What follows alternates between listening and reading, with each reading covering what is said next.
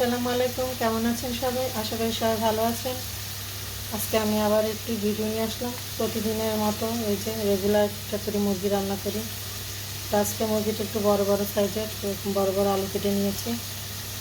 তো আমি একটি কড়াইতে দেখুন মাংসের যত হলুদ, মরিচ, আদা বাটা, রসুন বাটা যা যা লাগে সবই আমি দিয়েছি এখানে। তো আমি এটা ভালো করে কষিয়ে নিচ্ছি।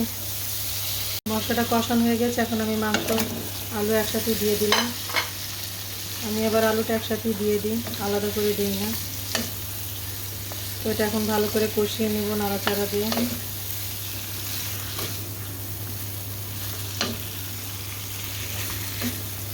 মুরগিটা বেশ বড়ই, নাড়তে কষ্ট হচ্ছে। মুরগির মাংসটা দেখেন কষানো হয়ে গিয়েছে। এখন আমি এর ভিতরে পানি দিয়ে দিব। এই যে অল্প পানি দিতে হবে, 1 মগের মতো পানি দিয়ে দিলাম। একটু ঝোল ঝোল থাকবে, আলু দিয়ে খেতে বেশ ভালোই লাগে একটু ঝোল ঝোল মাংস।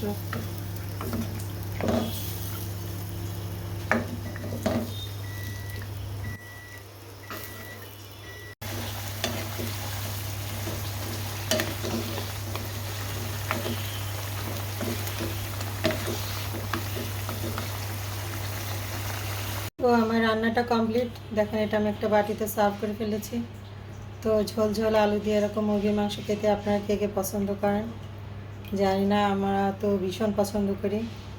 তো আমার রান্নাটি কেমন হয়েছে আপনারা আমাকে কমেন্টস করে জানাতে পারেন। আর ভিডিওটি যদি ভালো লেগে থাকে লাইক কমেন্ট শেয়ার করতে পারেন। সবাই ভালো থাকবেন, আল্লাহ হাফেজ।